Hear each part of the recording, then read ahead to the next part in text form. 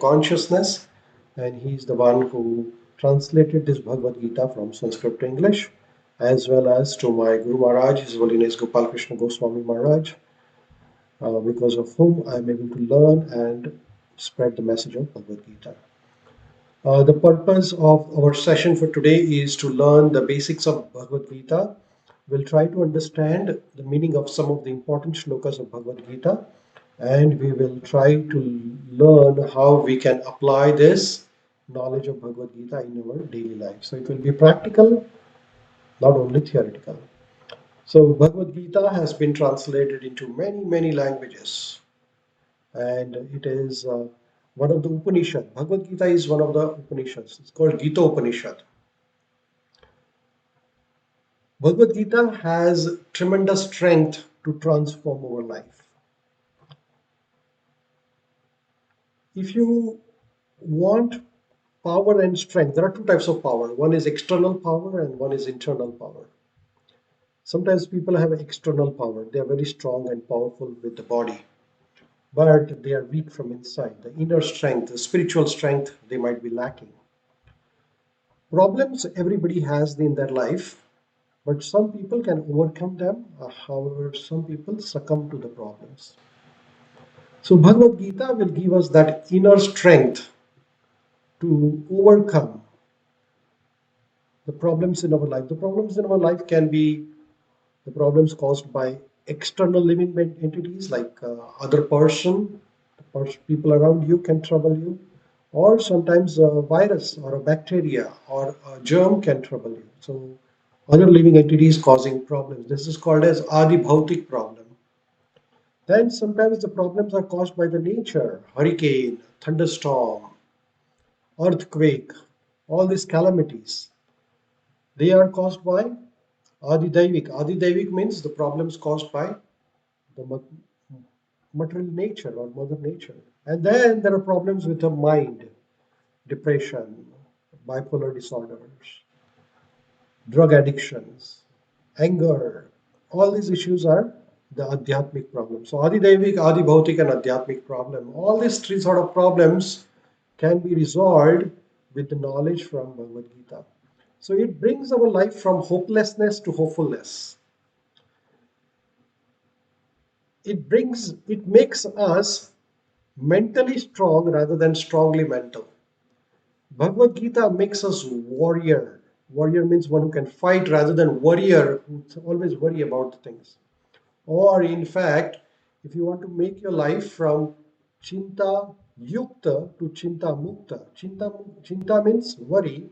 So if your life is filled with worries, chinta yukta, if you read Bhagavad Gita and follow the instructions of Bhagavad Gita, it will make your life as chinta mukta life. So this is what the purpose of Bhagavad Gita is. Bhagavad Gita is all about art of living, how we can live our life happily and successfully.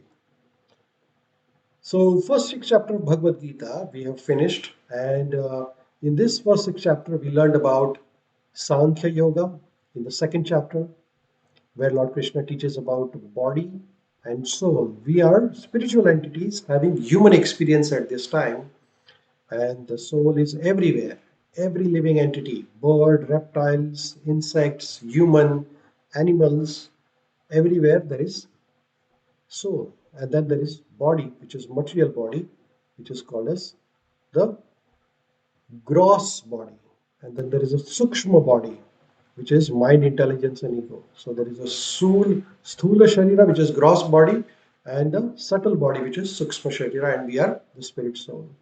Then Lord Krishna talks about Karma Yoga and Divya Jnana Yoga. Karma Yoga in chapter number 3, 4, and 5.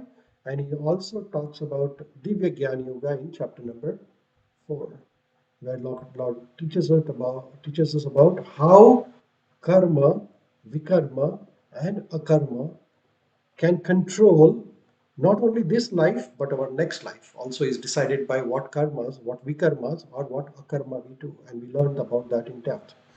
And then in chapter number 6, Lord Krishna teaches about Ashtanga Yoga process: Yama, Niyama, Asana, Pranayam, Pratyahara, Dharana, Dhyana, and Samadhi.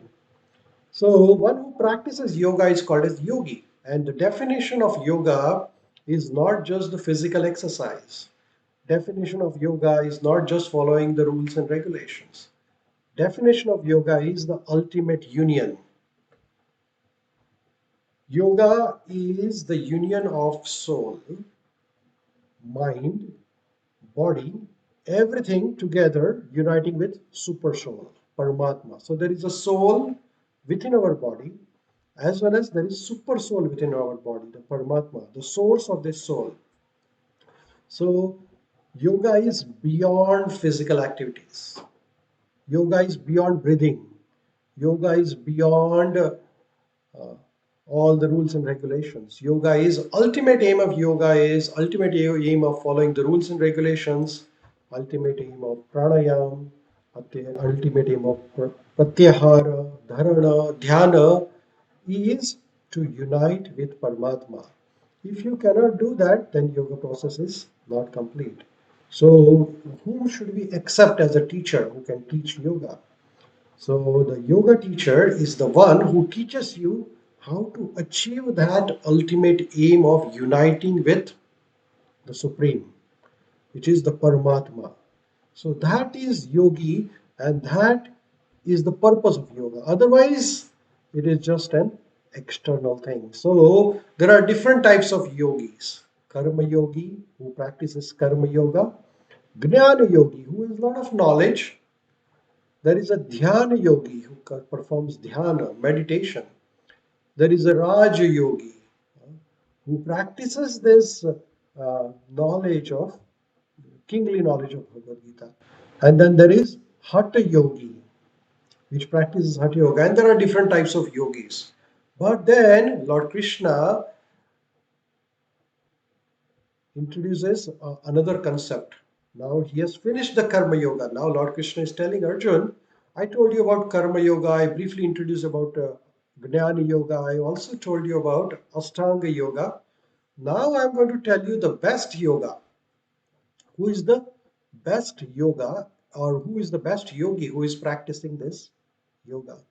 So Lord Krishna tells in 6th chapter, 47th shloka, योगिनामपि सर्वेषां मदगतेऽन्तरात्मना श्रद्धावान् भजयन्ते यो मां समे युक्ता तमो मतः.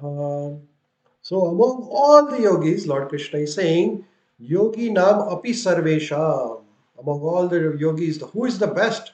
Mata Gatendra Atmana, one who always thinks about Mata. Mata means Krishna, Krishna himself.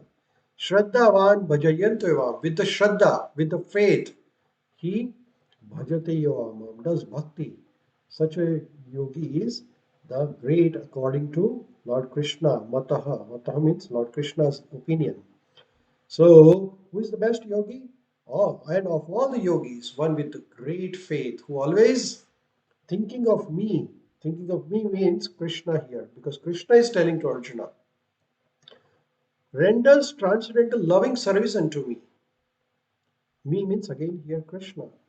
He is most intimately united with me and is highest of all. That is my opinion. So now Lord Krishna is telling to Arjuna about who is the best yogi, who does the bhakti yoga basically. Shraddhavan bhajayato mam. Bhajate means bhakti. Now somebody may ask this question that Lord Krishna tells about bhajate mam, bhakti, but what is bhakti? How to do this bhakti? Is there any benefit of doing bhakti? Because I am a karma yogi. What is the difference between karma yoga and bhakti yoga or gnani yoga? Or what is the difference between hatha yoga, gnani yoga, karma yoga, and bhakti yoga, and why bhakti yoga is the best? And if so, what is the process? What are the methods? And there are a lot of ways to do bhakti. So, which is the best way to bhakti? And then who? Bhakti means the devotion. So, whom should we give our devotion to? Like that. So, those answers are going to given by Lord Krishna in 7, 8, 9, 10, 11, and 12 chapters of Bhagavad Gita. So, coming 6 chapters of Bhagavad Gita is all about Bhakti Yoga. So, are you all ready excited, eager to learn about this best of the best yoga. Are you all ready? If you are ready, please type yes in your chat box. If you have any questions until chapter number 6, please type it in your chat box, because until we clear this cloud, we will not go to this is we are going entering into the middle 6 chapters of Bhagavad Gita. So first 6 chapters Karma Yoga, middle 6 chapters Bhakti Yoga, and last 6 chapters is all about Jnana Yoga. Thank you, Ajit Prabhu. Thank you, Jyoti ji. Thank you, Anil Prabhu. Thank you, Dr. Sunita ji. Thank you, Sanjay Prabhu, Shushma ji, Birija Prabhu. Thank you so much. Thank you, Rajesh Kumar ji. Thank you, Katie. Thank you, Susan. Thank you, Sham Prabhu. Thank you, Michael. Thank you so much. So I'm glad that you are eager to learn about Bhakti Yoga. Now, middle 6 chapters is Bhakti Yoga, which is chapter number 7 to 12. And last 6 chapters, 13 to 18, is called as Jnana Yoga. So you can see that Lord Krishna has embedded these middle 6 chapters in between Karma Yoga and Jnana Yoga. Now, when something is very, very precious, we cover it. We cover it means not cover up. Cover means protect it. So Lord Krishna has protected Bhakti Yoga with the two coverings. One covering, external covering, is Karma Yoga, and another covering is Jnana Yoga. And then he has put the secret of all the yogas between Karma and Jnana. So we are going to learn Bhakti Yoga. So Lord Krishna says, Yogi Nam Api Sarvesham, among the best, among all the yogis. Who is the best? Madagatintaratmana, who always thinks of me. Thinks of me means Krishna.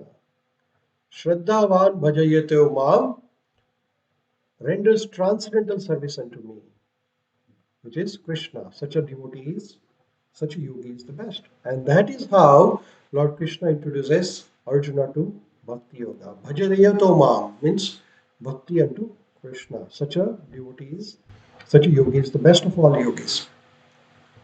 So now we are going into the Bhakti Yoga chapter where Lord Krishna teaches about Bhakti. Bhakti Yoga chapter is also known as the knowledge of absolute, or it is also known as Jnana Vijnani Yoga, or it is also known as the Yoga of knowledge and realization. So in the chapter number 6, Lord Krishna tells Arjuna that one who surrenders to him, one who serves him, uh, he is the best of all the yogis. So somebody may ask this question, why to surrender to Krishna? Who is Krishna? And why to Krishna and why not to somebody else? So that is called as Jnana. Okay. So Jnana means knowledge and Vijnana means realization, which means to put it into practice. So in chapter number 7, Lord Krishna introduces about whom to surrender, why to surrender, and what is the process of surrender. Okay. Which is science of Bhakti Yoga. So Lord Krishna is introducing here. Now, why Krishna and why not one else? This is called as the Jnana Vijnana Yoga, which means the Jnana or science of God. Surrender means to surrender to the Supreme. And that surrender or that supreme science is the science of the Creator, Paramatma. Our purpose of yoga is to unite Atma with Paramatma. And we need to know what is Paramatma, who is God. Paramatma is also called as God or Krishna. And that science of God is going to get explained to us by Lord Krishna. So, how do we know God? How do we know Paramatma? Because that is the purpose of yoga, that we want to unite. And how do we unite? What is the process of this union? That is explained by Lord Krishna here in 7.1. Lord Krishna is saying, Shri Bhagavan Vacha Maya Saktamana Partha Yogam Yunjam Madashrayah Asamsayam Samagram Mam Yatha Gnasyashi Tachano. So Lord Krishna is telling to Arjun, Shri Bhagavan Vacha. Hey Arjun, Maya Sakta Mana Partha. Hey Arjun, by practicing this yoga of me with mind attached to me, yogam yunjam madashrayah asamshayam samagram mam, without doubt you will know me about in full. Huh? So with this knowledge of seventh chapter of Bhagavad Gita, we'll try to learn who Krishna is, who is the God, who is Paramatma, and how do we attach our mind to Krishna. So here, Lord Krishna is telling to Arjuna that now hear, O son of Prutha, how by practicing yoga in full consciousness of me, with mind attached to me, you can know me in full, free from all the doubts. Right? So here, the process of knowing Krishna or Paramatma is explained here in this seventh chapter. Maya Sakta. Well, how do you do that? With the mind attached to Krishna and Mata Ashraya, surrender to Krishna. So all this process of how to attach our mind to Paramatma, how to take surrender of Paramatma is explained in seventh chapter of Bhagavad Gita. Lord Krishna further tells to Arjuna, Gnanam teha savijnanam midham vakshyami asheshataha. I shall now declare unto you in full this knowledge. What is that knowledge? The knowledge of Paramatma. Who is Paramatma? How do we realize Paramatma in our life? That being known, nothing further shall remain for you to know. The purpose of human life is to know who is the God, who is the creator, why God created this universe. First of all, before going to that, is there any God? That is first question. Is there any controller? If so, who is the God? Who is the controller? And third, if there is a controller, if there is a God, if there is a Paramatma, then why don't I see him? Unless I see, I can't believe it. I'm a scientist. So all those questions are going to get answered by Lord Krishna, which is called Jnana and Vijnani Yoga. So your questions are, is there any Paramatma? What is the proof of it? If there is a Paramatma, how do I see it? And how do I realize or how do I connect with that person? If he is there actually. So that is called Jnana and Vijnana. Vijnana means put into practice. So here Lord Krishna is saying to Arjuna, Jnanam tehasa Vijnanam, that knowledge and realization, idam vakshami asheshataha. I am going to tell you in full. And after knowing this, you need not know anything else because that is the ultimate purpose of human life. Animals do not have this facility to know about the absolute truth. It is only we human beings have this facility. So Lord Krishna now going to explain him about Gnana Vijnana Yoga. Lord Krishna is telling to Arjuna in 7th chapter, 3rd shloka, Manushyanam sahastreshu kaschit yatati siddhaye yatatam api siddhanam kaschin mam veti tatvataha. So now Lord Krishna is telling the importance of this knowledge. That there are thousands and thousands of people, you Manushanam Sahastreshu, millions and thousands of people, they try to endeavor for perfection. Manushanam Sahastreshu Kaschit Yatati Siddhaye. Siddhaye means achieving the perfection, Siddhi. A lot of people try to achieve the Samadhi. Yama, Niyama, Asana, Pranayam, Dharana, Dhyana, and Samadhi. Samadhi is the ultimate. Millions of people, Manushyanam Shastrishu, a lot of people try for it. Kaschiti yatati siddhaye, but very few can achieve that. Yatatam api siddhanam, and of those who have achieved this perfection, kachi mam veti tatvata. Only few of those who have achieved perfection, achieved samadhi, would know me. Who am I? Who is Paramatma? Who is the creator? So, what is the meaning of this verse? that just by being a scholar, but just by being a great philanthropist, uh, bhakti is not achieved, or you cannot understand the Paramatma. To understand Paramatma, you need certain qualifications, and that is explained by Lord Krishna here in chapter number 7. So here, Lord Krishna is saying, out of many thousands among the man, only one may endeavor for perfection, and among those who have achieved self perfection, hardly one can know me. Me means Kaschit mam veti tatvata. Mam, kaschit mam veti tatvata. Me, mam means me. Me means Krishna.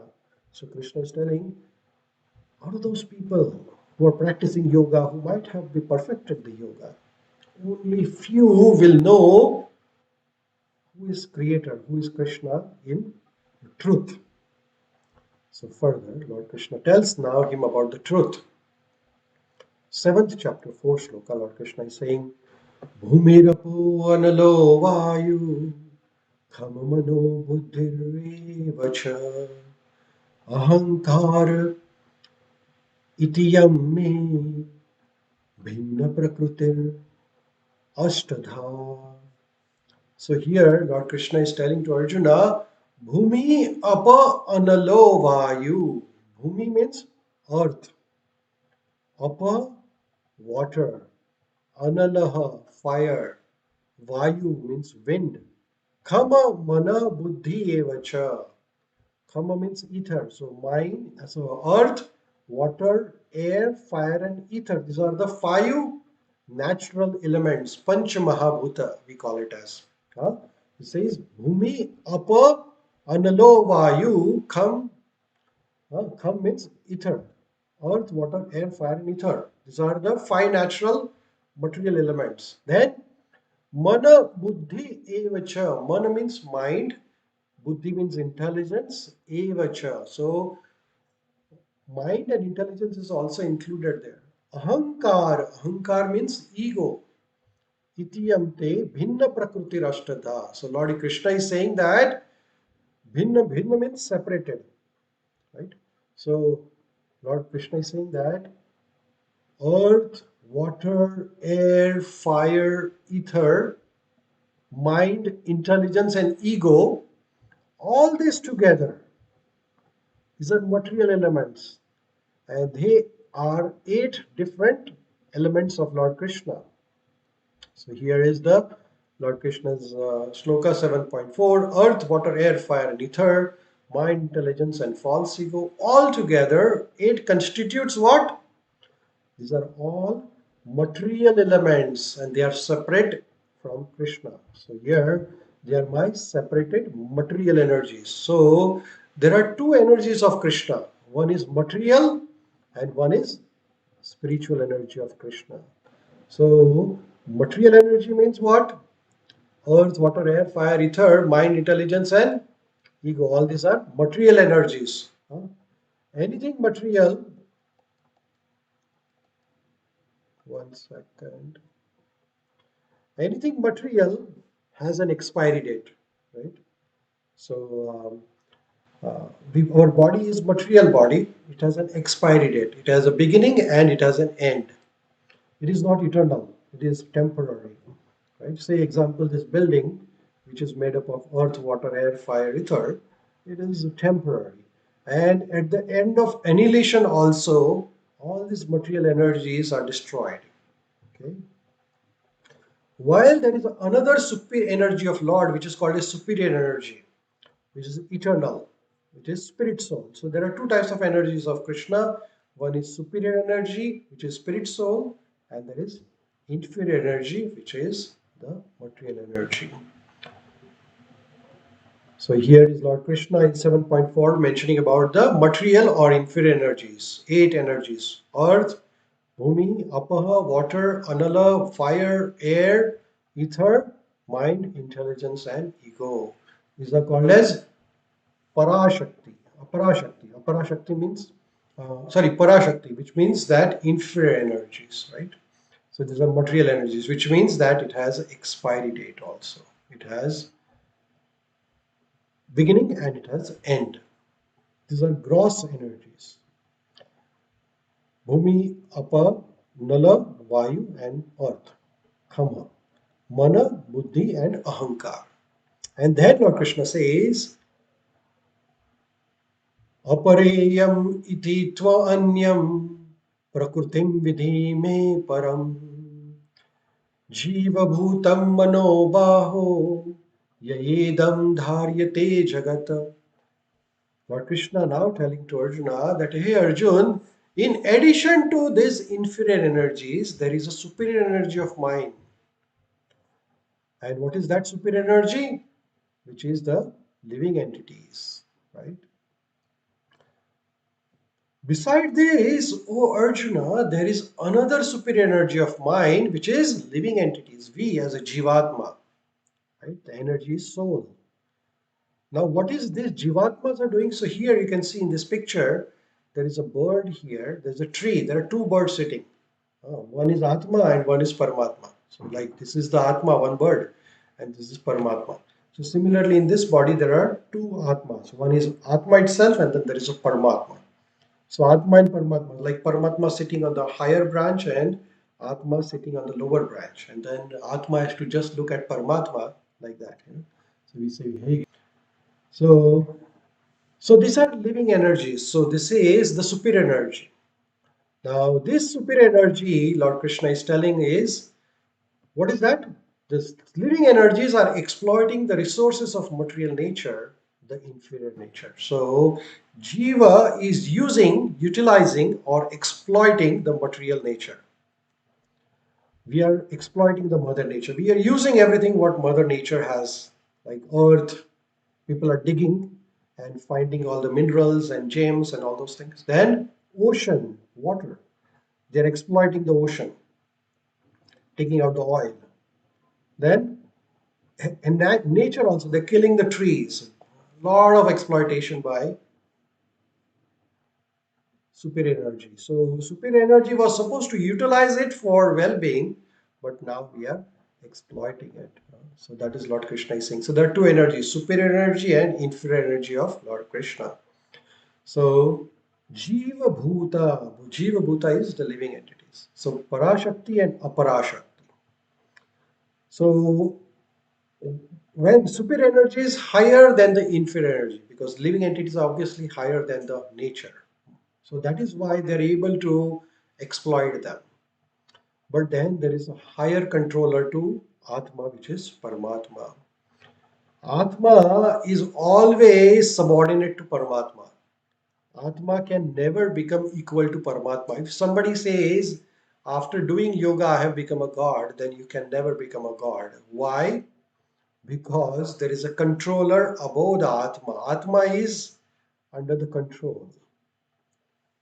So let's see, we will have a little quiz to understand what we have done as of now.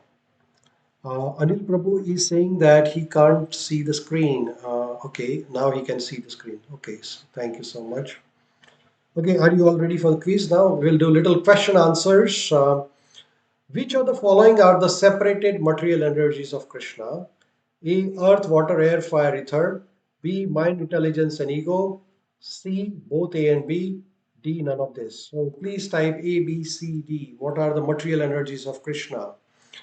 Anil Prabhu is saying C. Dr. Rupali, KT, Dr. Sunita, Sachin Kumarji, Shyam Prabhu, Jyoti ji, Sushma ji, correct. Dr. Sunita ji, C. Radhika ji, C. Absolutely. So, separated material energies of Lord Krishna, Naveli, Suzanne, Dr. Krishna Kumar, absolutely. C is the correct answer. Earth, water, air, fire, ether. We are the energies of Krishna. So, then fill in the blank. Who exploits the inferior energies? Cosmic manifestation, living entities, both A and B, and none of this. Very simple, just to revise what we learned as of now, up to fifth chapter, fifth sloka of Bhagavad Gita, chapter number 7. Who is exploiting inferior energies of Lord? Cosmic manifestation, living entities, both A and B. Sushma ji, Sunita ji, Radhika ji, Shyam Prabhu, Sachin Kumar ji. Jai Shri Ben, Katie, Anil Prabhu, Dr. Rupali Ji. Yes, absolutely, you're correct. B, the living entities are exploiting the inferior energies. So instead of exploiting, we should be utilizing it for the purpose.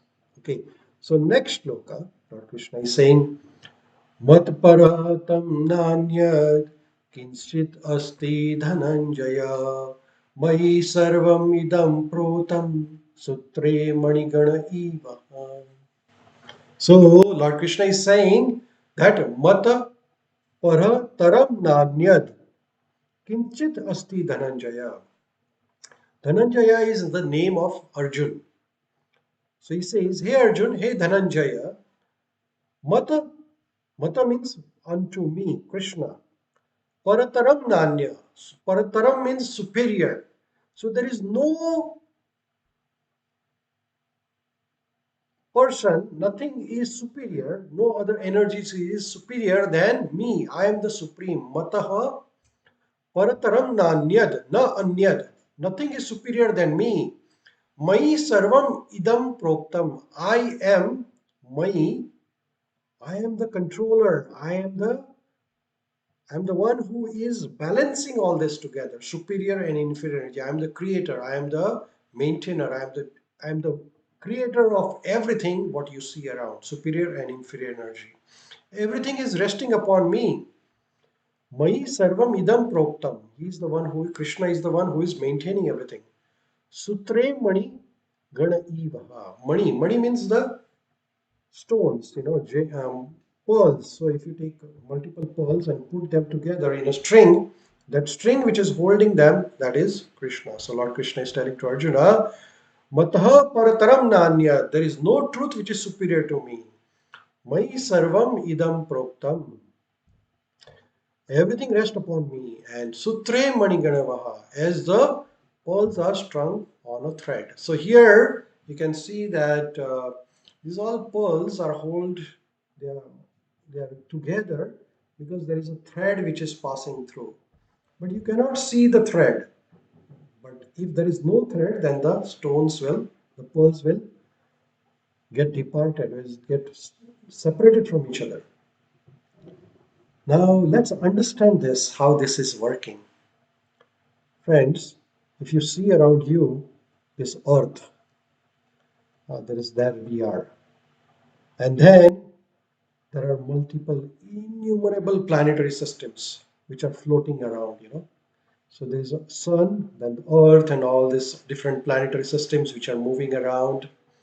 And then this is just one galaxy. This is just our galaxy is Milky Way galaxy in which there are numerous planets. And there are numerous other galaxies.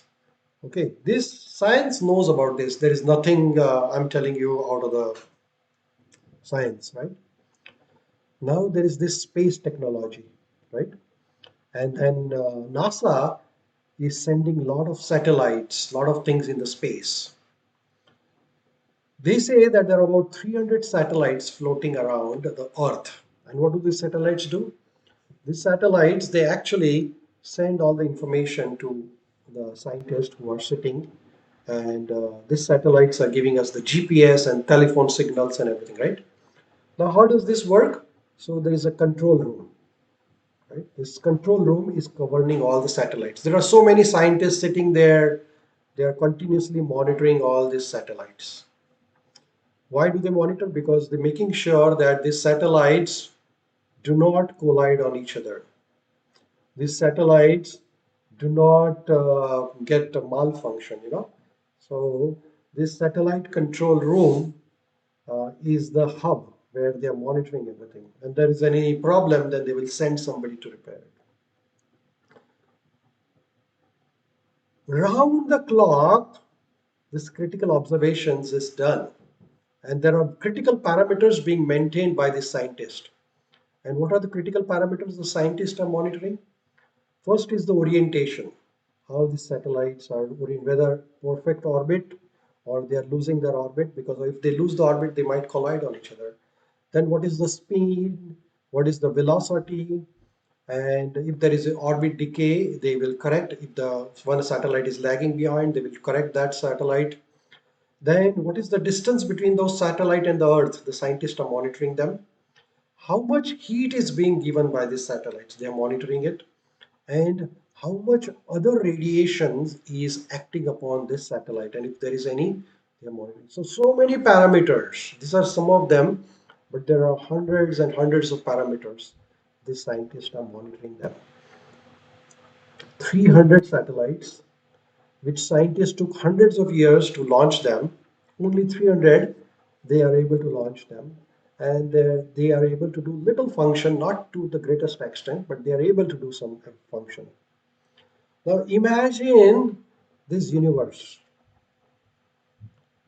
And in this universe, what do we see? We see the order. Have you ever heard that Earth collided on Moon? Have you ever heard that Sun collided on other planets? It never happened. Earth is rotating around Sun, and Earth is rotating around its own axis for millions and millions and trillions and billions of years in a perfect orbit. If Earth even moves away by 1 degree from its axis of rotation, it might collide on other planets. Right? And how fast is the speed of the Earth? The speed of the Earth is speed of the Earth around the Sun is 106,000 kilometers per hour. That is the speed with which Earth is rotating around the Sun. That's a humongous speed. We just even can't imagine. Now, the Earth is only one planet I'm talking about. There are innumerable other planets which are moving around itself, moving around Sun, and there are innumerable galaxies. So, friends, just as a scientist, I am thinking that if for those few satellites to control, you need hundreds of people who might be in control of those millions of universes and then Earth. Don't you think logical it is to think that there might be somebody who might be controlling it? Otherwise, how can all this rotate in such a perfect systematic way? How come there is such a perfect order? How come there is no collision of one planet on another planet? And these planets are rotating at a humongous, mind boggling speed. If somebody says that there is nobody in control, then that person is not scientist, I would say. Because as a scientist, I know that everything is being controlled by science. There is a law, there are principles which is controlling everything. And who is that control? So Lord Krishna tells to Arjuna, Mai sarvam idam proptam sutre mangi gana eva. Everything rests upon me, Krishna, as the pearls are strung on thread. Now, somebody may ask why Krishna is telling this. What is the proof that Krishna is the controller? There are innumerable Vedic literatures which has the proof. Brahmaji, who is the supreme living being, he tells in his book, which is called as Brahma Samhita, Govindam Adi Purusham Tamam Vyajami. Brahma is the one who is creating all the living entities. But Brahma is being created by Lord Krishna. So Brahma is telling that. All the great saints, Swamis and Sannyasis from Bharatvarsha, from Vedic culture, from India, they have told this that Maharishi Vedvyasji, when he writes, he says, Om Namo Bhagavate Vasudevaya, which is Vasudeva Krishna is the Bhagavate. Bhagavate means the Supreme.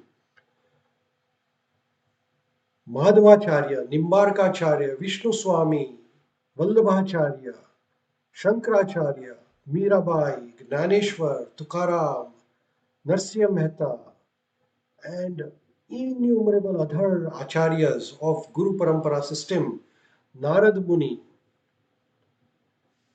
all of them have repeatedly mentioned in all the Vedic literature that Vasudev, which is Lord Krishna, is the supreme controller of all.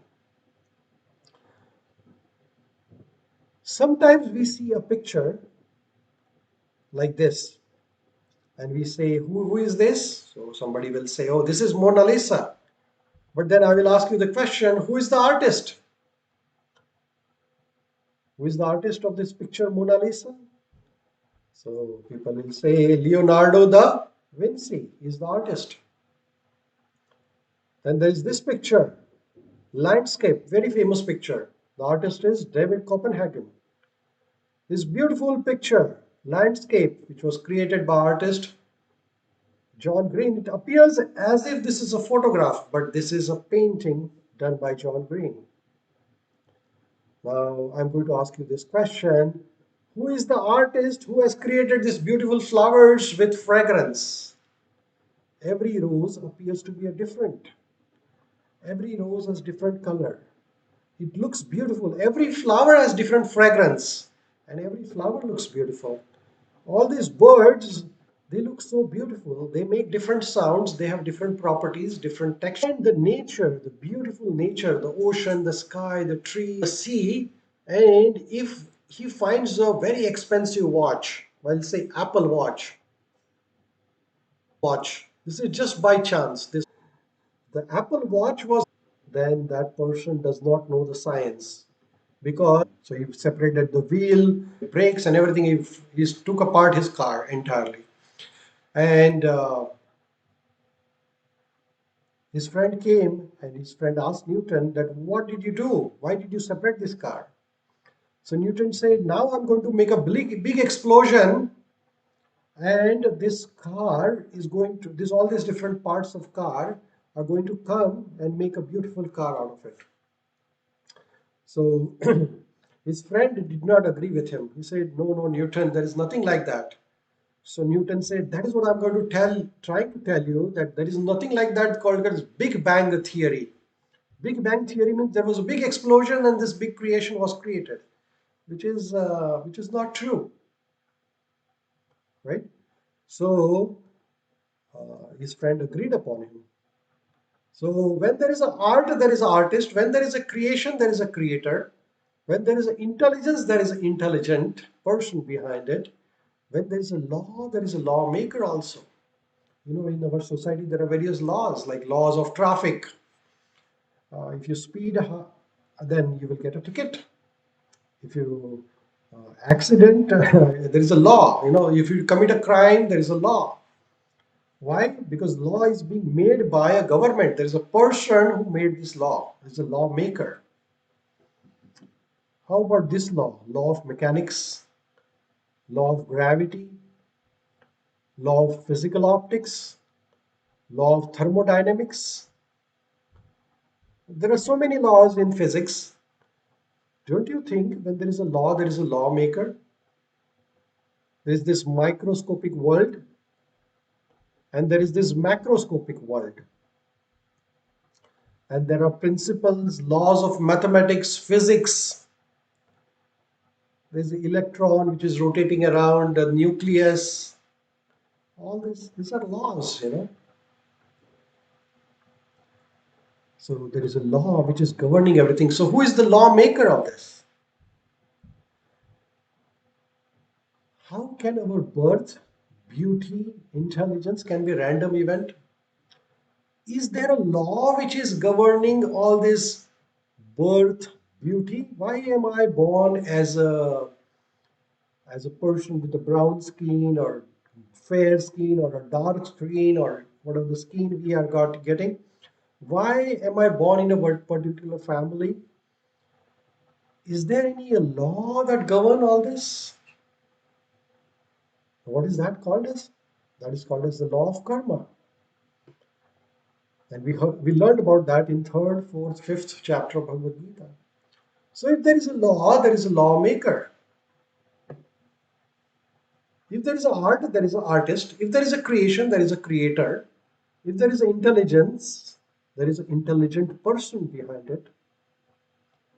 So there is a lawmaker for sure. There is a creator for sure. There is an artist for sure. So somebody said, okay, I agreed upon you. Okay, there is definitely a lawmaker. Now tell me, if that lawmaker is a God, Paramatma, then can you show me God? Huh? People will ask you this question. Okay, you tell me. I agree that there is artist and everything, but show me where is God. So friends, I'm going to explain you that part here with the help of Bhagavad Gita. You see this car? This is a BMW car engine. Okay, I have opened the front part of the car and you can see the engine of this car. We all can see the engine of this car. We all can see that there are various parts of this engine, but a mechanical engineer or a technician who knows about this car, he also sees this engine and I also see or you also see the engine. What is the difference between him seeing and my seeing? A mechanic will know the names of each part of this engine and mechanic will be able to find out if there is any fault in this part. Why? Because he has the knowledge of this part. So seeing is one thing, but having different vision. Seeing is everybody is seeing with the eyes, but there is a vision behind it, and the vision comes with the knowledge.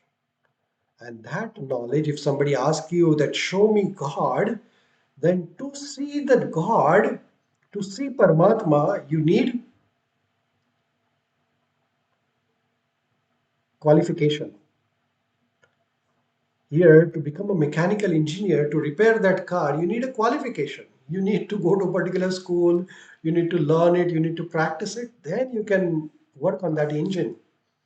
Similarly, to know about Paramatma is not like I, being a doctor, start repairing a car engine. Will that be proper? I cannot be a car mechanic because I haven't gone to that school. I haven't learned the car mechanics. And if somebody, a car mechanic, starts treating a patient, then I will say, please stop that because you haven't gone to a medical school. Why do you want to treat some patient? Similarly, if you want to know about Paramatma, about God, then whom do you approach? You don't approach to Tom, Harry. You approach a person who knows about Paramatma, who has realized Paramatma, who knows the science of God. It is not a sentiment, it is a science. And that is Bhagavad Gita. Bhagavad Gita is a science of self realization. Bhagavad Gita is nothing about fanatism, it's nothing about sentiment, it is about science of self realization. So now, with that background, we're going to learn seventh chapter, 8th shloka of Bhagavad Gita. Lord Krishna is telling to Arjuna, Rasoham apsu kaunteya prabhashmi shashishuryah pranava sarva vedeshu shabdakhe paurusham rishuh. Friends, Lord Krishna is telling us how to see Paramatma, how to see Creator, how to see God in the things around us. Rasoham apsu kaunteya. Huh? Rasa means the test. Apsu means water. Raso aham apsu kaunteya. The water is the separated energy of Krishna. Water, you didn't create the water. Somebody asked me, what is water? H2O. Can you make H2O in what laboratory? Yes, you can make H2O in laboratory. How do you make? So take H2 means two molecules of hydrogen and one molecule of oxygen. You can make H2. Okay, you can make H2, but where did you get H from? Hydrogen. Can you make hydrogen?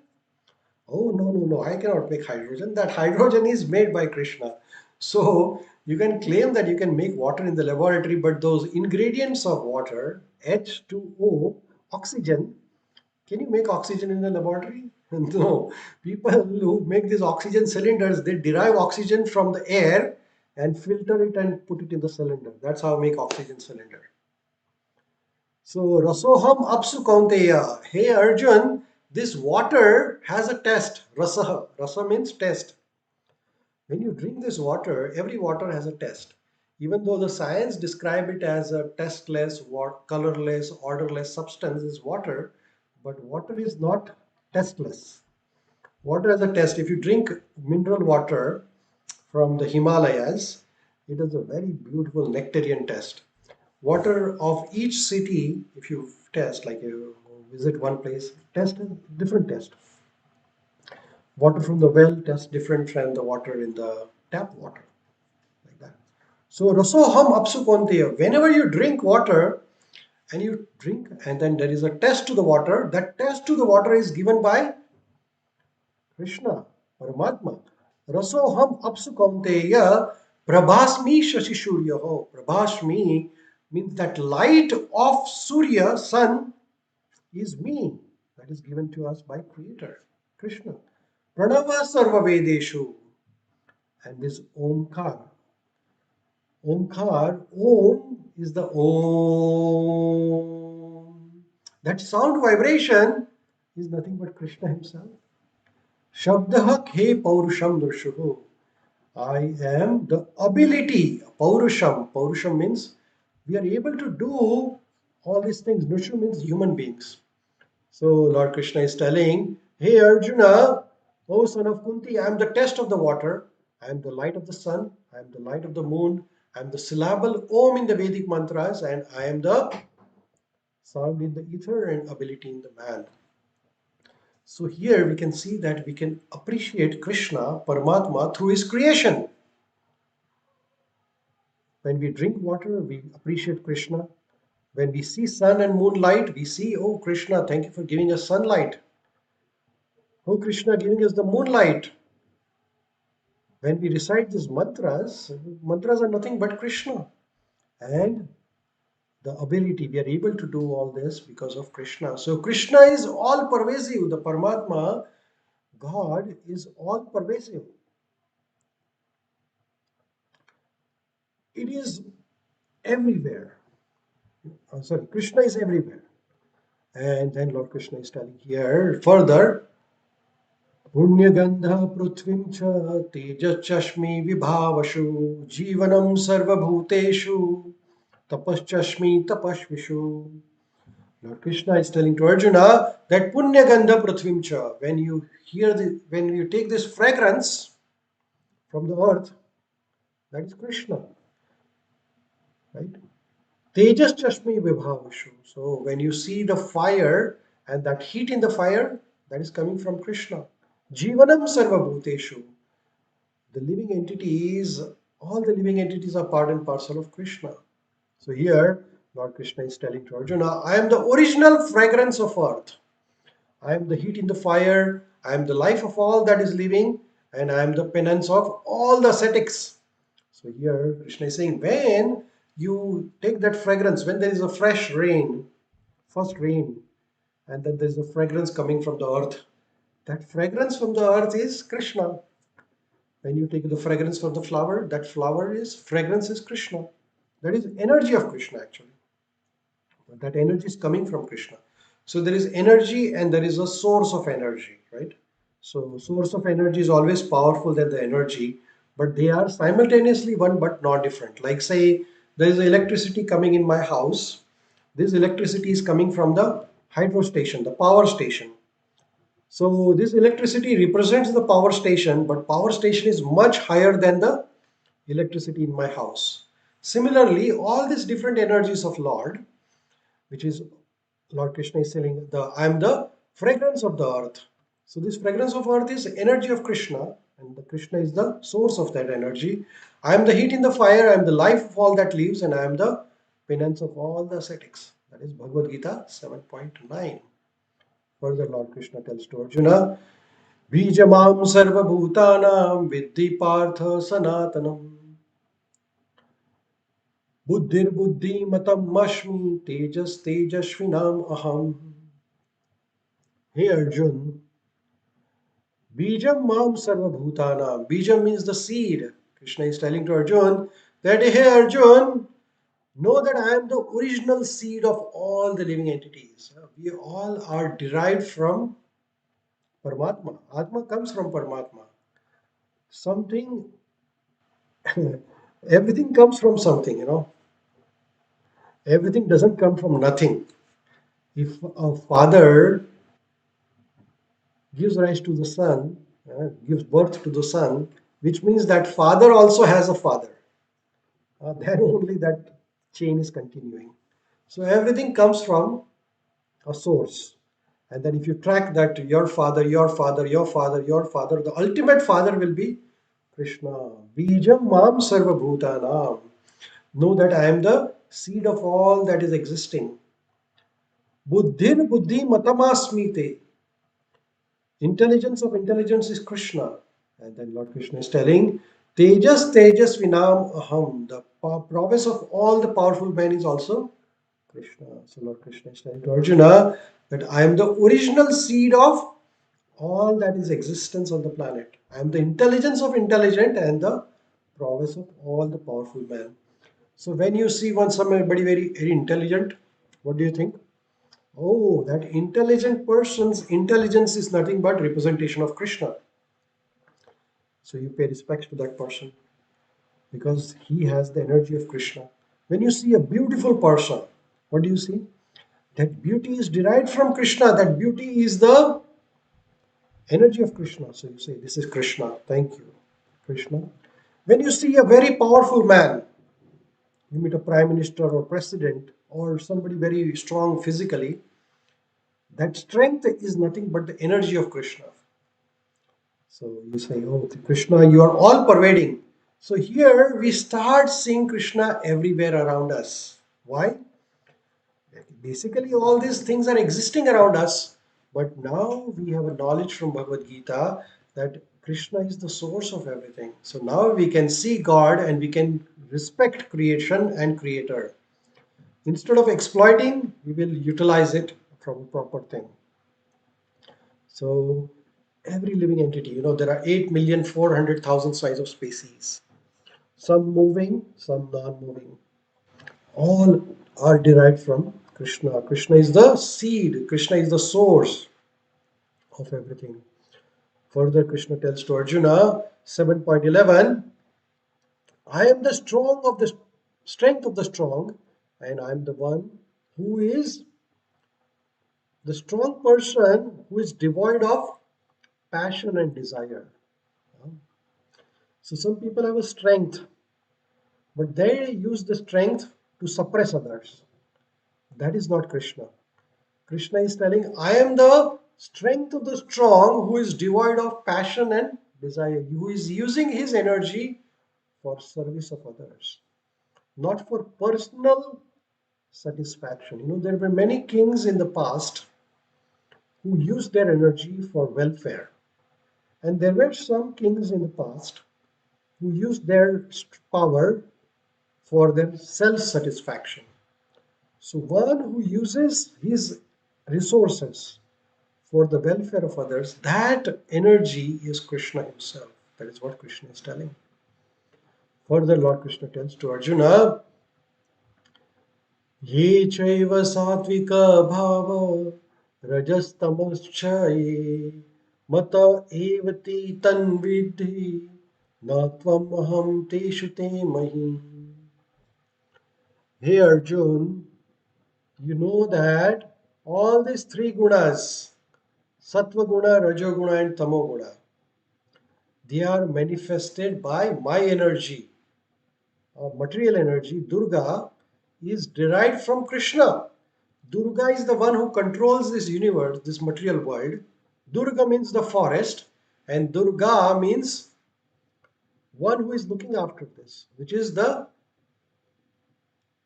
energy which is controlling all these three gunas, sattva guna, raja guna, tamo guna. Everything is being controlled by the three gunas, and these three gunas are Devi Shakti, and that Devi Shakti is under control of Krishna. Daivihi Esha Gunamayi. This Daivi Shakti is being controlled by Krishna. All these energies, they are my energies. Goodness, passion, ignorance, they are controlled by Krishna. I am in one sense everything, but I am independent.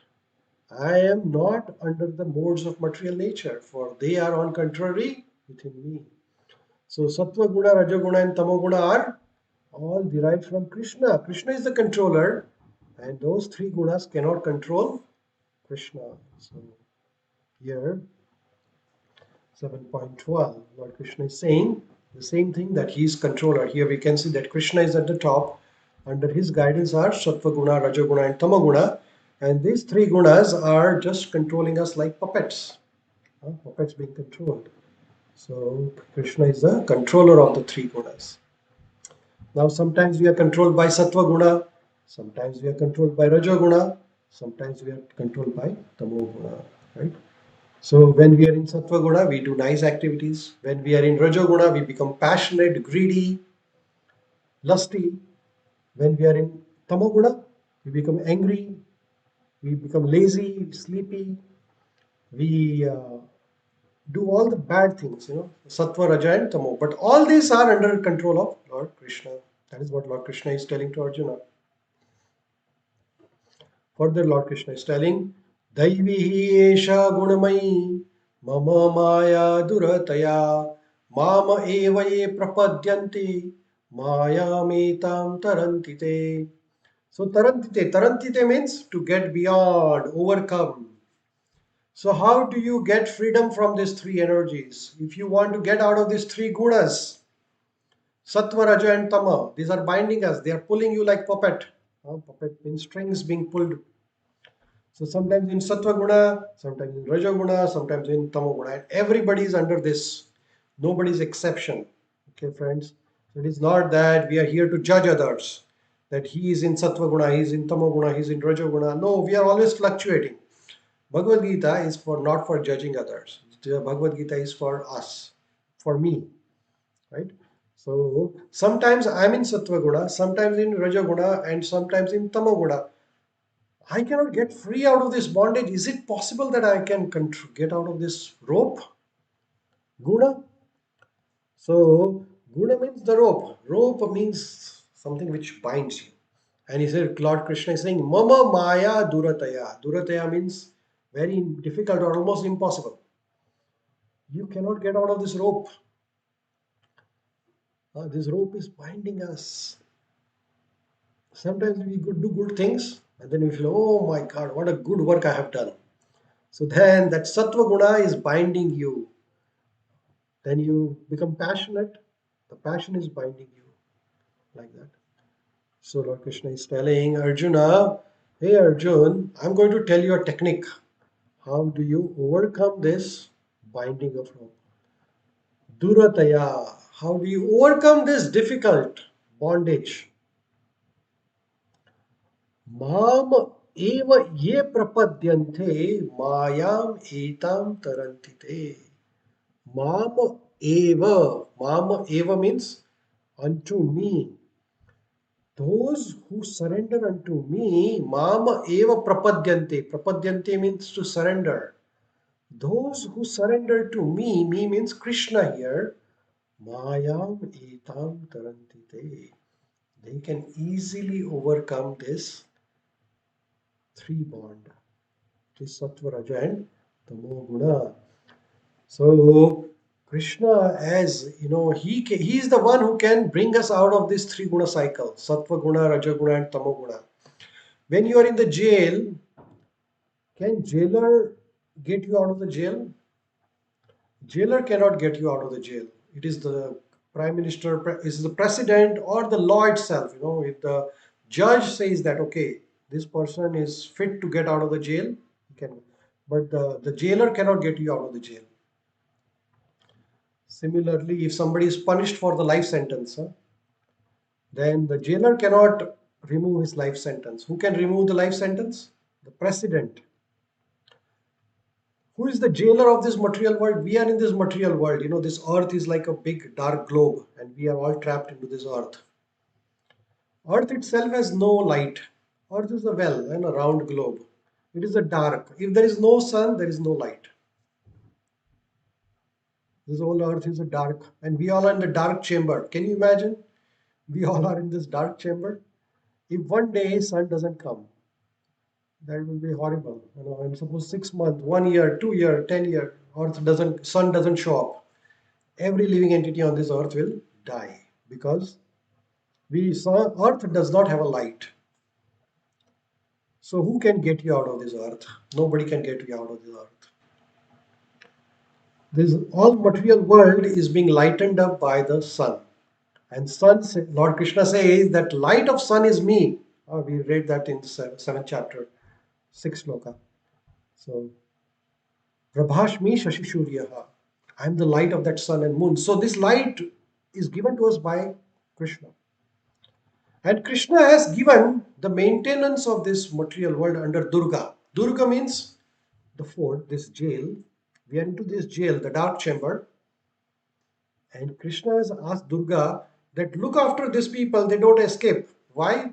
Because they have done some bad karmas. They are here to enjoy or suffer the karmas, their karmic reactions. This is the jail. Jail is for punishment, to correction actually, not punishment but correction. So we are put into this jail, and if you want to get out of this, if you ask Durga, can you get out of me? Durga says, no, no, I am a jailer of this. I'm the one who is looking after this. So I cannot get you out. Who can get you out? My boss. And who's that boss? That is Krishna, Paramatma, Vishnu. So Lord Krishna is telling to Arjuna, hey Arjun, this divine energy of mine, Durga, is very difficult to overcome. But those who have surrendered unto me, they can easily cross behind it. So how do you surrender it? So that is being going to explain. And what is the method of getting freedom? How to surrender it? So who will surrender to Krishna? That is mentioned by Lord Krishna now. Chaturvidha bhajante mam jana sukritino arjuna artho jignashur artharthi gnani cha bharata varshava. Hey Arjun, there are four type of people only will surrender to me. Who are those four type of people? One is the distress. What is that? People who are in distress, who are suffering, they will think, oh my God, why am I suffering? How can I reduce my suffering? And then somebody will tell why out. And then there is a one who is searching of knowledge of absolute truth. One is a devotee of Lord who will surrender. Artha, Artharthi. But then there are four type of people who will never. Who are those four kind of people? Telling तेषां ज्ञानिनित्ययुक्ता एक भक्तिर्विशिष्यते प्रियो हि ज्ञानिनो अत्यर्थम aham such mam priya. So of these four type of people, one who is in full knowledge, one who is always engaged in bhakti, ek bhakti vishishyate. Such a person is very dear to me and I am very dear to him. So here Lord Krishna is saying, of those four, Artha, Artharthi, Gnani and Jignashu, the devotee who is in full knowledge of me, always engaged in my devotional services, very dear to Lord Krishna.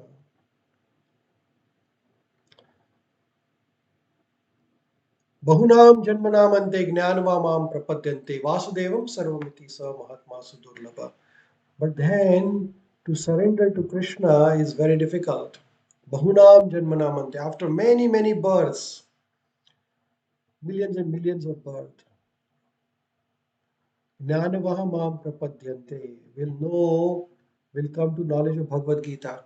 After many, many births, one will get opportunity to. So this is that opportunity for all of us. Bahunam janmanamante jnanava mam prapadyante vasudevam sarvamidlabha. After many, many births and deaths, surrenders unto me, knowing me to be the cause of all causes and all that is. Such a soul is very rare.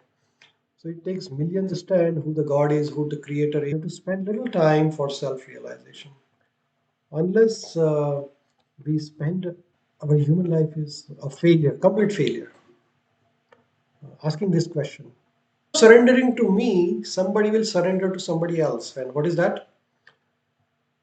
कामैस्तैस्ते tam tam niyamam asthaya prakritim nihata shakshaya. So kamastehi te people have anya desire. What is that? And those Devi Devtas, they are just like subordinates to Lord Vishnu.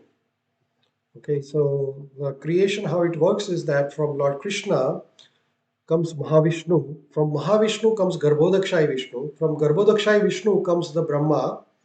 From Brahma comes all the Devi Devtas. All these 33 crore Devi Devtas, they are created by Brahma, but Brahma is created by Vishnu, and Vishnu is coming from Lord Krishna. So some people they surrender to Anya Devata for material gains.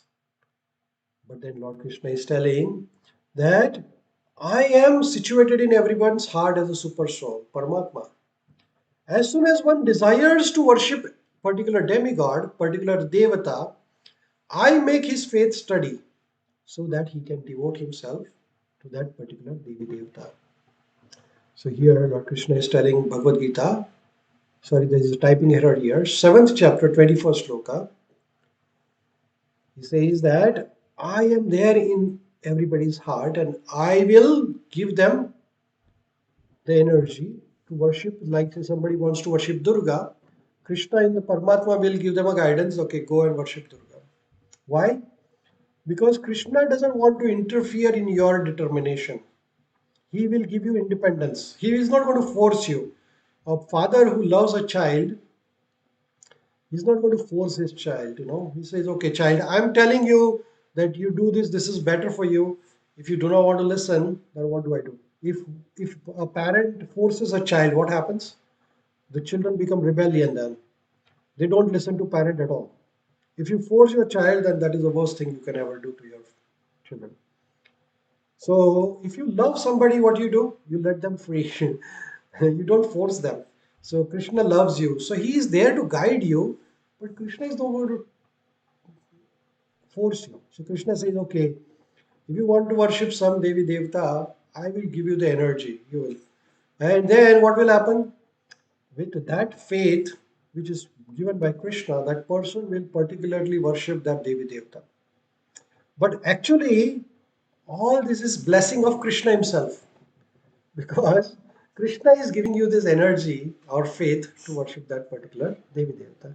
And then slowly and slowly, when your knowledge will purify, and when you read all the Vedas, all the Puranas, all the Upanishads, Vedeshcha sarva ahameva vedya, Vedanta krit Veda.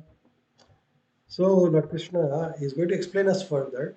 When we understand all these Vedas, Upanishads, everything, then we'll understand, oh, Brahmaji is also glorifying Krishna. Vedvyaji is also, who is writer of all these Vedas, is also glorifying Krishna. Narad Muni is glorifying Krishna. Prahlad Maharaj is glorifying Krishna. Even Lord Shivaji is glorifying Krishna. Even Durga is praying Krishna. Even Shankaracharya is praying Krishna. Even Ramanujacharya, Madhavacharya, Nimbarka Swami, and you name it, and everybody is worshipping him. And what am I doing it here? But that will come. Bahunam janmanamante jnanamam prapadyante vasudevam sarvamiti sa mahatmasu durlabha. Krishna further tells in 7th chapter 26 shloka, Hey Arjun, as a supreme personality of Godhead, I know everything that has happened in the past, that is happening in the present, and all the things that are yet to come. I know all living beings, but me, no one knows. So Krishna is revealing his secret to Arjuna that how he is the supreme personality of Godhead. And Krishna is telling to Arjuna so that we can understand Bhagavad Gita. Krishna is the knower of past, present, and future. We forget what we ate 2 days back. We don't know who I was. I don't know who I was in my previous life. It's very difficult. Our memory is very short. But Krishna, being Paramatma, is situated in everybody's heart as a Paramatma. So he knows our past, he knows our present, he knows our future. He knows everything. So what is the best thing? Best thing is to surrender to Paramatma because he's the one who is controller, he's the knower of everything. So when a child is under the care of his father, the child is fearless. But when the child is lost, then the child becomes fearful. The fear, the anxiety in our life is of unknown things. And that anxiety can be removed if we surrender to Krishna. Hey Krishna, Rakhe Krishna Mare Krishna Rakhe Ken. If Krishna wants to protect me, nobody can touch me. And if Krishna wants to kill me, nobody can protect me. So complete surrender to Krishna is being mentioned here. Further, Lord Krishna says, Yesham tvantagatam papam jananam punya karmanam te dvanda moha nirmukta bhajanti mam dhradavrata. For the persons who have acted piously in their previous lives and in this life, and whose sinful reactions are completely removed, they are free from dualities of nature, delusion. They engage themselves in my service. So here, Tesham tva antagatam papam. Antagatam papam means that one who is completely eradicated sinful activities. They will surrender to Krishna. When Srila Prabhupada ji came to America, lot of Americans, not few hundred, thousands and thousands and thousands of Americans, Canadians, Australians, Japanese, Russians, Indians, you name it, people from all walks of life, they surrender to Krishna. This is this very famous uh, Srila Prabhupada ji's quote that I converted hippies into happies, which means that those people who were surrendered to drugs, kind of surrendered to alcohol, surrendered to illicit sexual habits, everybody surrendered to Krishna. How that magic happened? The mayor of Chicago approached Srila Prabhupada ji and said, Srila Prabhupada ji, we are spending millions of dollars for the drug correction centers, and still people are not giving up their drugs. And how is that? That just by this Hare Krishna mantra, people are giving up their bad habits. How is that happening? Srila Prabhupada said that you try it. This is the magic what Krishna is doing, you know. And then literally there are millions of examples like that who gave up their bad habits immediately. And that is the power of this Maha Mantra. Hare Krishna Maha Mantra has this tremendous power. It pures, it is a cleansing process. Cheto Darpana Marjanam Bhava Mahadavagni Nirvapanam. So this is like a cleaning process. We take a shower every day to clean our body. Similarly, if we take a shower of this Maha Mantra, Hare Krishna, Krishna Krishna, Hare Hare, Hare Rama, Ram Ram, Hare Hare, then this shower will clean up your body from inside and out. And then you will surrender to Krishna. So your all sins will be eradicated. Everything will be eradicated. All bad habits will be gone. Further, Lord Krishna tells to Arjuna in 7th chapter 29 sloka, Jara Marana Mokshaya Mamashrita Yatantiye. So now, if you start practicing this, seeing Krishna everywhere, in the sunlight, in the moonlight, in the water, when you're drinking water, Rasoham Apsu Kaunteya, you think that, oh, this taste of water. When you drink water, what do you say? I'm drinking water. Oh, Krishna, you are in this water. When I see this light, oh Krishna, thank you for giving me the light. When you see beautiful tree, you tell Krishna, hey Krishna, thank you for creating this beautiful tree, flowers, fragrance. When you see a beautiful person, you say, Krishna, this beauty is you. When you see a strength of strong person, when you see intelligence of intelligent person, you see Krishna everywhere. So what happens now? You are started looking as a Paramatma everywhere. So now you will look upon everybody as an equal vision. You become Pandita Samadarshina. Now your vision becomes equal. So that is so there is no enemy, there is no friend. Everybody is part and parcel of Krishna, right? So there is no discrimination. There is black movement and white movement nowadays going on. Black people, white people, this people, that people, yellow people, like this. There is a different things.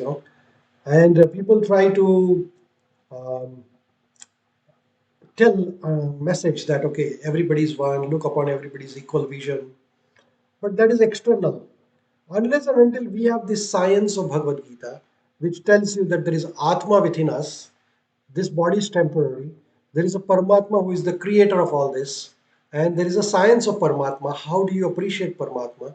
And that person is Krishna. Krishna appeared 5,000 years ago, but he is there forever. And then he says that Sambhavami Yuge Yuge. Every Yuga cycle I come. Every Sati Yuga, Treta Yuga, Dwapar Yuga, Kali Yuga I come. When people understand this science, then what will happen? There will be equanimity. World Health Organization or United Nations, there is United Nations trying to bring everybody together. But more, everybody in the United Nations is divided. There is nobody united there. All the nations are fighting against each other. That is called United Nations. What is United Nations? The assembly of millions of, not millions, but hundreds of nations which are fighting with each other. One country is attacking another. That is United Nations. But nations cannot be united like that. Nations can be united only on the spiritual basis. Material unite is not possible because material has an expiry date. It has to be on the spiritual platform. So here, Lord Krishna is saying, if you live that life of looking everything as a vision, spiritual vision, then what will happen? That person is an intelligent person. The intelligent persons who are endeavoring for liberation from the old age and death take refuge in me and in devotional service. They are actually Brahman, because I entirely know everything about transcendental activities. So with this, that intelligent, these are called Brahmanas. Brahmanas means one who has the intelligence, one who has ability to look upon everybody with equal vision. And then with that equal vision, those in full consciousness of me, who know me, the Supreme Lord, to be the governing principle of material manifestations of demigods and all the methods of sacrifice, can understand and know me, the Supreme Personality of Godhead, even at the time of death. Right? So if we practice this, then at the time of death, what will happen? We will not remember anything material, we will remember Krishna because we have practiced entire life remembering Krishna. Why do we get another birth? Because we have material desire. So person who is dying, ask him what do you want? He want to say, even he is 90 years old, he will tell, okay, I want to see this, I want to do that. There's a project. If God give me a little more time, I can finish this project. Everybody is looking of material gains. But if you live the whole life spiritual, then at the time of death, you remember Krishna. And then if you give up your life in that, then you will never get birth again. Right? So with that, we are finishing the 7th chapter of Bhagavad Gita. To summarize, we'll have some questions. Just type A, B, C, D in your chat box, making sure we are all on the same page. Omkar is the sound representation of liberation, Krishna, knowledge, and consciousness. A, B, C, D. Just type A, B, C, D. What is that Omkar? Om is the sound representation of what? Jai Shri Ben is saying B, Shyam Prabhu, Dr. Sunita ji, Jyoti ji, Ajit Prabhu, Michael, absolutely, Radhika ji, Katie, thank you so much. Yes, the Om is the sound representation of Krishna. Dr. Krishna Kumar, Anil ji. So when you say Om, what does that mean? You are saying Krishna. Om Namo Bhagavate Vasudevaya. Om Namah Shivaya. Om. Yes, Om means Krishna himself. Thank you, Dr. Pali. Thank you, Preach Prabhu, Anil Prabhu. Next question. Why do some people worship demigods? Like, say, somebody will worship Durga, somebody will worship Shivji, Ganeshji. Why do they worship them? To get immediate fulfillment of their material desires, to get immediate fulfillment of the spiritual desires, both A and B, and none of the above. A, B, C, D. Why do people worship different demigods? There are 33 crore Devi Devtas. Michael, Shyam Prabhu, Ajit Prabhu, Sunita, Dr. Sunita ji, Naveli ji, Jyoti ji, Sachin Kumar, Katie, Radhika ji. Yes, absolutely. It is. Dr. Rupali ji, Rajesh Prabhu. Thank you so much. Yes, people usually go to Devi Devtas for material desires. And it is not bad. I'm not saying that that is bad, okay? So to go to Devi Devta is also not bad because we need some help, every time we need help. But here is one thing, friends, that gopis means those who were associates of Lord Krishna, they worship Katyayani Devi. Katyayani Devi is the manifestation of Durga. So gopis worship Durga. Why gopis should worship Durga when gopis were with Krishna? So gopis worship Durga because they wanted their husband just like Krishna, or they wanted Krishna to be their husband actually. So they said to Durga, "Hey Durga, you are such a powerful. Can you please take us to Krishna?" When you worship Hanumanji, when what do you say, "Hey Hanumanji, you are such a great devotee of Lord Ramji, that can you please take me to Lord Ramji?" When you worship Shivji, one time Narad Muni asked Shivji, "Hey Narad Muni said to Shivji, "Hey Shivji, you are on the Himalayas, you are sitting on the Himalaya mountain, and you are closing your eyes and you are meditating. Whom are you meditating upon? I think you are the Supreme."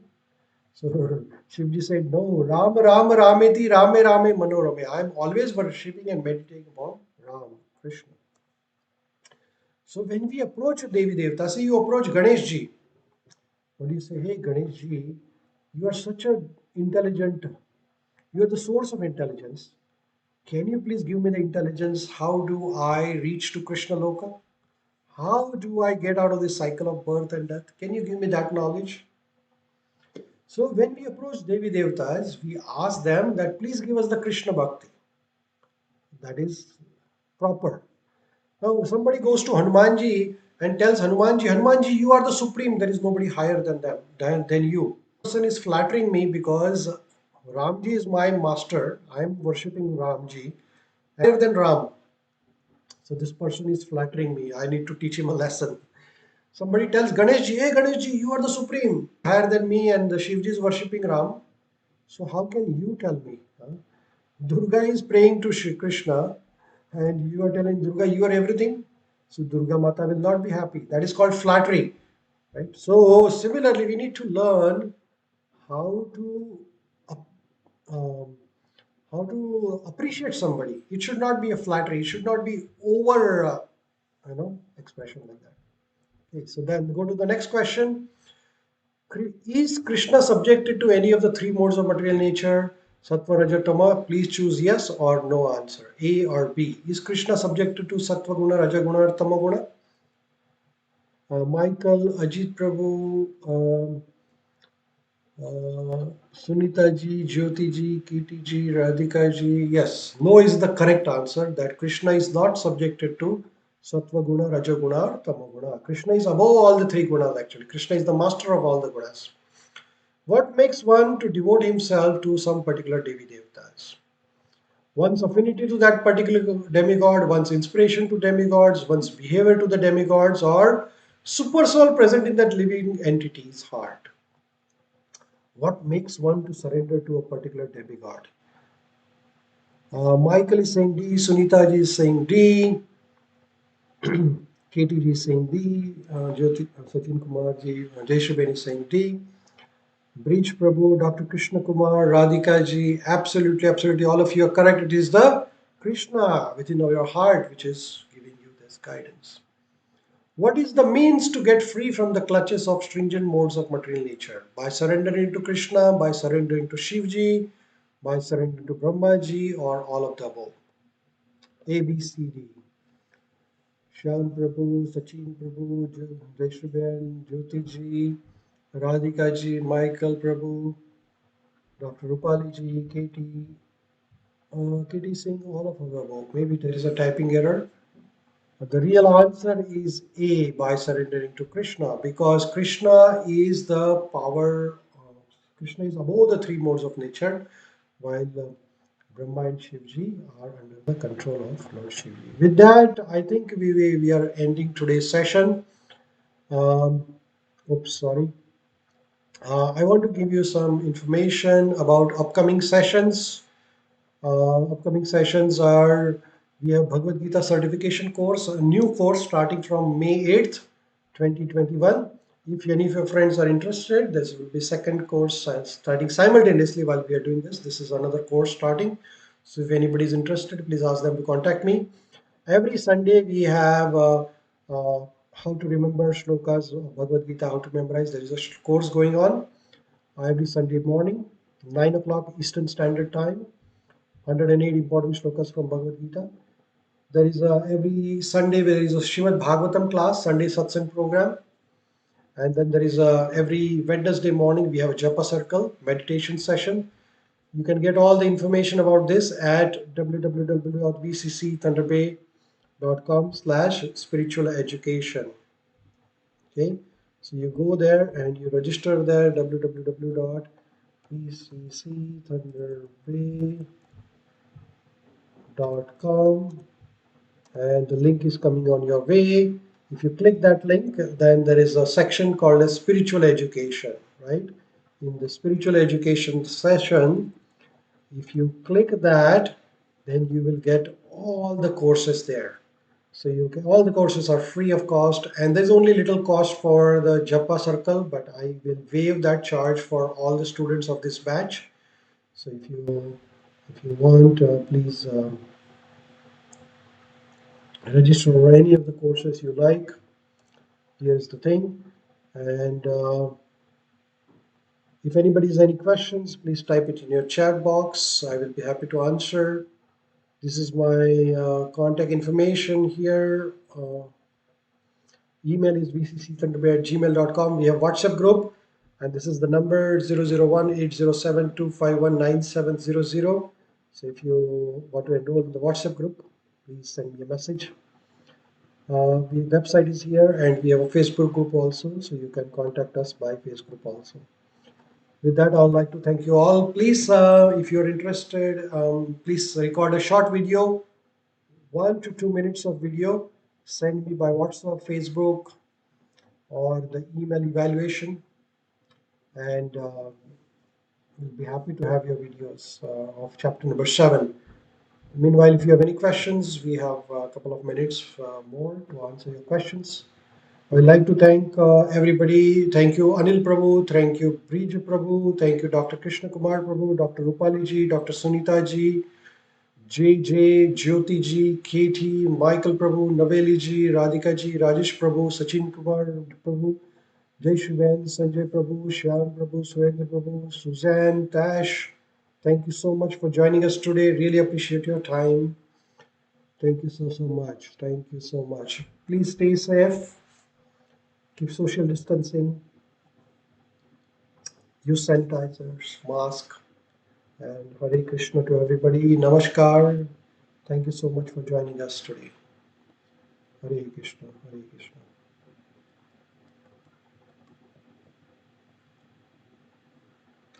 With that, we will end today's session.